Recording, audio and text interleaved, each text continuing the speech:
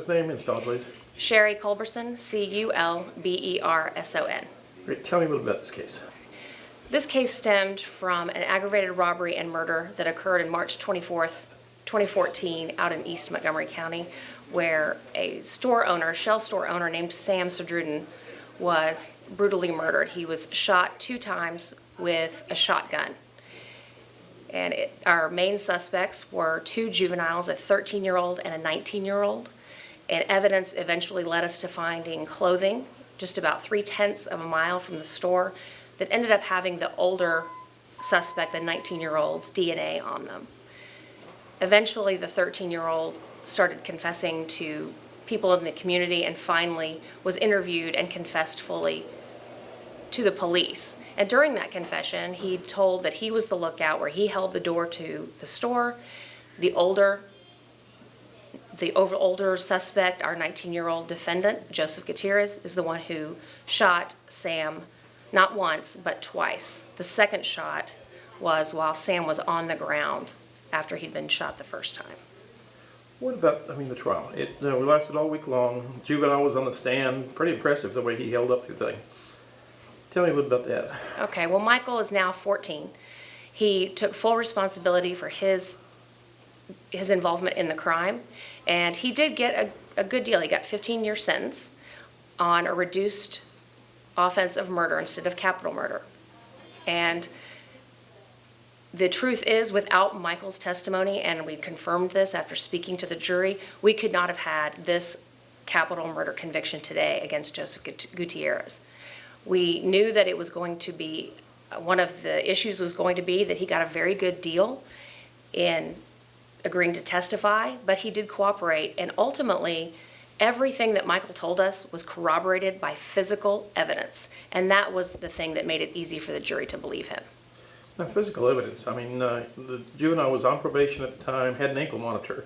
It's kind of easy to almost follow his trail through the whole murder and which way he went and everything. That's right, and in fact, one of our biggest and most important trial exhibits was a large map of the area that showed each and every GPS coordinate and the time where he was. And as he went through his testimony, I was able to show the jury that every place that Michael said he was, that is where he was on his GPS monitor. We were able to use the time of the initial 911 call to backtrack his actions and show that he was exactly where he said he was with the defendant, Joseph Gutierrez, at the time of this murder. Now, they're part of a gang, too, as Latin Kings. How rough of a gang is something like this? Well, Michael Hernandez has admitted to being a gang member, a Latin King member, or he was actually a peewee, so he wasn't a full member. Joseph Gutierrez has not admitted, and in fact, Michael told us that Joseph was not a member of the gang. However, Joseph was good friends with a lot of the gang members out there. Obviously, gang membership involves a lot of dangerous activity and dangerous people. What about now, as far as capital murder? How long? It took the jury quite a while. Were you kind of worried about that for a while? I wasn't. When the jury initially went out, I said they're going to be out about 4 to 5 hours, and they were out just about 15 minutes shy of 5 hours.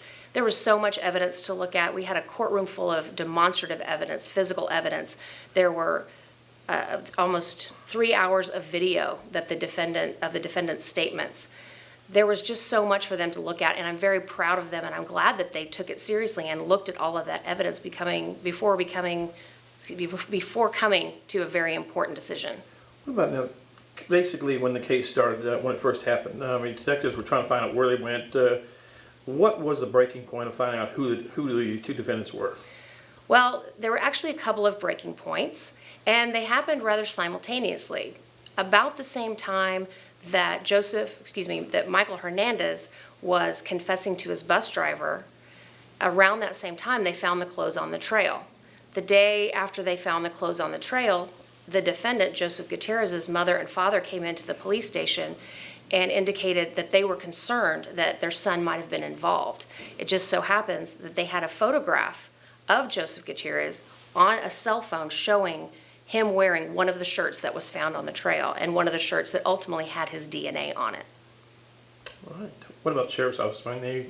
These detectives spent a lot of hours on this thing. They did, and it wasn't just the major crimes unit, although they did a lot of work. Every detective in the Major Crimes Unit was working 24/7 on this case until they knew they had their suspect. And additionally, there were other areas of the auto theft task force. Deputies were on patrols, canvassing the neighborhood, asking people if they'd seen anything. So they did an amazing job in collecting evidence, in documenting the evidence. They did an amazing job talking to people and made this case just run very smoothly. Now, once the capital murder came down, the conviction, the jury's decision there, Sam's son got on the stand basically for the victim impact. I'd never heard of something like that before. It was tearjerker, I guess is all you can call it. It was. I don't think there was a dry eye in that courtroom while Sonny Pajwani, Sam's son, he's 20 years old, gave his victim impact statement. It was articulate. It was passionate. He spoke from the heart. He ended up not saying anything that he'd actually written down, but I think he got to say exactly what he and his entire family and the community out there, really, who loved Sam so much, have been thinking for 2 years.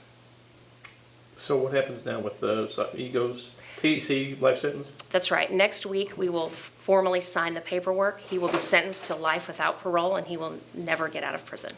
Fantastic.